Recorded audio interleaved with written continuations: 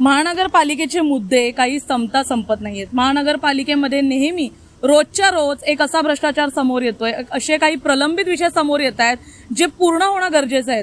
परंतु आज जे मुद्दे आलेले आहेत हे प्रलंबित असून अनेक वर्ष झालेली आहेत आणि ह्याच्यामध्ये कोणत्याही जाती धर्म असं विशिष्ट नाहीये। प्रत्येक नागरिकाचं एक मूलभूत सुविधा पण आहे आणि काही अशा समस्या आहेत जे इतक्या वर्षांपासून प्रलंबित आहेत, त्याचं काही उत्तर महानगरपालिकेकडे नाहीये।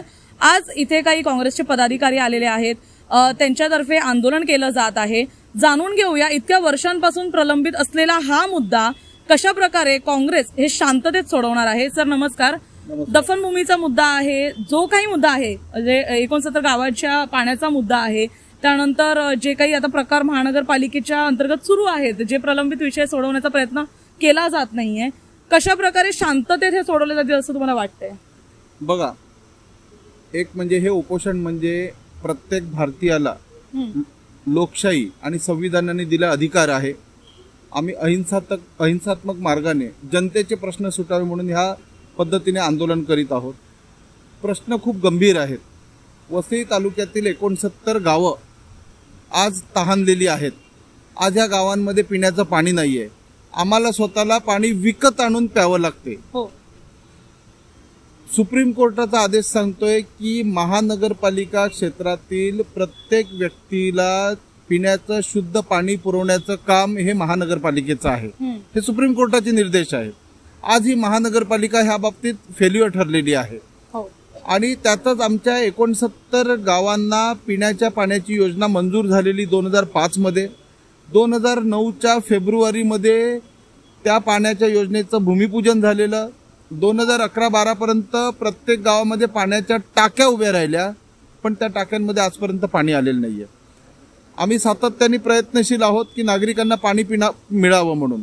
2020 साली आम्ही पाण्याच्या टाकीखाली आमरण उपोषणासाठी बसलेलो, त्यावेळी महानगरपालिकेने लेखी स्वरूपात पत्र दिलेलं की आम्ही जून 2021ला पाणी देणार, जे आजपर्यंत आलेलं नाहीये। त्याचबरोबर आम्ही स्वतः वसईतील 26 वेगवेगळ्या गावांमध्ये कब्रस्तानसाठी मागणी जी केलेली होती आणि दफनभूमी, अशा जवळपास 12 ते 14 ठिकाणी हा दफनभूमी कब्रस्तानचा प्रश्न प्रलंबित आहे। त्यातच एक पूर्ण झालेली अशी सर्वधर्मीय दफनभूमी दिवाणमान येथे सर्व नंबर 176 मध्ये आहे। बरेच प्रॉब्लेम झाले, परंतु नागरिकांनी पण खूप आंदोलन उपोषण केले आणि ती खरोखर गरजेची गोष्ट आहे। त्या गरजेच्या बाबीसाठी आज महानगरपालिका कुठलीही प्रयत्न करताना दिसत नाहीये। आज कुठलाही प्रश्न तिथे प्रलंबित नाहीये, तरी सुद्धा महानगरपालिकेने उगाच त्या कामाला तोंडी स्थगिती दिलेली आहे आणि ते काम पूर्ण करत नाहीये। त्याचसोबत वसई विरार मागील 8 वर्षापासून बुडायला लागलेला आहे।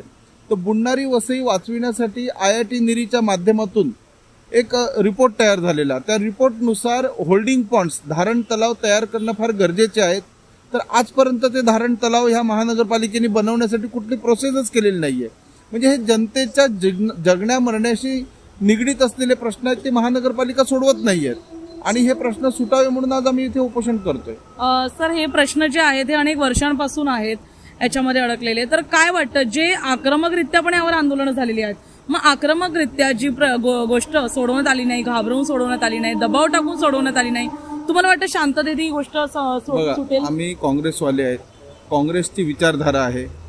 महात्मा गांधीजींच्या नेतृत्वात अहिंसात्मक मार्गाने देशाला स्वातंत्र्य मिळवून देण्यासाठी काँग्रेसने प्रयत्न केलेले आहेत। जिकडे आपण इंग्रजांना अहिंसात्मक मार्गाने हाकलून लावलेला आहे, तिथे महानगरपालिका काय चीज आहे? गेल्या काही महिन्यांपूर्वीच विविध ठिकाणी जे आधीचे पालकमंत्री होते आधीच्या सरकारमधले, त्यांनी फिरून जे आहे ते टाक्यांचं उद्घाटनही केलं होतं। खासदारही 2-3 वेळा इथे येऊन पाहणी करून गेले, त्यांनी आदेश दिले की वेगवेगळ्या टाक्यांचं उद्घाटन झालं पाहिजे।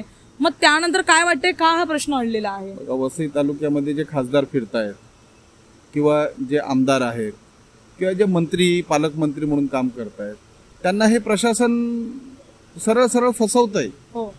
कारण प्रशासन काय करते हे त्या लोकप्रतिनिधींना कळतच नाहीये, किंबहुना या लोकप्रतिनिधींचा प्रशासनावरती दबावच नाहीये। म्हणजे उगाच जनतेने निवडून दिल्यासारखा विषय आहे त्यांना, आणि त्यांचं काम आहे जनतेला नागरिकांना सुविधा मिळाल्या पाहिजेत म्हणून। ते त्या कामामध्ये फेल्युअर ठरलेले आहेत. कुठेतरी पालकमंत्री असू दे, त्यांचं तर वसई विरारकडे अगदी येणंच नसतं. त्यामुळे कुठेतरी असं तुम्हाला वाटतंय का की मंत्र्यांचं जे आहे ती महानगरपालिकेकडे लक्ष नसल्याने ही जनता जी आहे ती वारेवर आता पडली? महानगरपालिकांना त्यांना काय अंडर टेबल देत असेल, त्यांचं काम पूर्ण होत असेल म्हणून इथे दुर्लक्ष केलंय त्यांनी, बाकी काय. मग आता कशा प्रकारे आता म्हणजे बेमुदत उपोषण आहे तुमचं, काय वाटतं कधीपर्यंत तरी वाटतं असं की महानगरपालिका प्रशासन? ते तुम्ही महानगरपालिकेला विचारा. आम्ही मागतोय, द्यायचं काम त्यांचं आहे आणि ज्याच्यासाठी त्यांना त्या खुर्चीवर बसवलंय ते काम आहे त्यांचं. ही अहिंसा जी आहे एका विशिष्ट काळानंतर आक्रमक होऊ शकते का? ऑलरेडी पत्र दिलंय की जसं वेळ जाईल तसा वसईतल्या विविध मार्गांवरती आम्ही रास्ता रोकोचं ऑलरेडी पत्रामध्ये नमूद केलेलं त्यांना दिलेलं आहे. पुढील 2-3 दिवसात संपूर्ण वसई तालुका जाम करू अशा पद्धतीचं नियोजन चालू आहे आमचं. धन्यवाद सर. गेल्या अनेक वर्षांपासून प्रलंबित असलेले हे विषय काँग्रेसच्या अहिंसाच्या मार्गाने सुटतील का असा प्रश्नचिन्ह उपस्थित राहिलाय. पाहण्यासारखं असेल येणाऱ्या काळामध्ये, जसं सरांनी सांगितलं ते रस्ता रोको करणार आहेत. तिथपर्यंतची वेळ महानगरपालिका येऊ देते का की हे जे विषय आज इथे मांडलेले आहेत, जे अनेक वर्षांपासून प्रलंबित आहे, प्रत्येक जातीला प्रत्येक धर्माला हा अधिकार आहे की त्यांच्या मूलभूत गरजा त्यांच्यापर्यंत पोहोचल्या पाहिजेत, त्या देखील आता महानगरपालिकेकडून अडकवल्या जात आहेत. त्या का अडकवल्या जात आहेत त्याचं उत्तरही पालिकेकडे नाहीये. हे तोंडी जी आहे ती स्थगिती आहे. या संपूर्ण प्रश्नांवर एक सोल्युशन म्हणजे अहिंसा एक त्यांचं उपोषण सुरू आहे. जर नाही झालं तर थेट रस्ता रोको असणार आहे असं अल्टिमेटम देण्यात आलंय. पाहण्यासारखं असेल परिस्थिती बिघडते, चिघळते की सुधारते. धन्यवाद.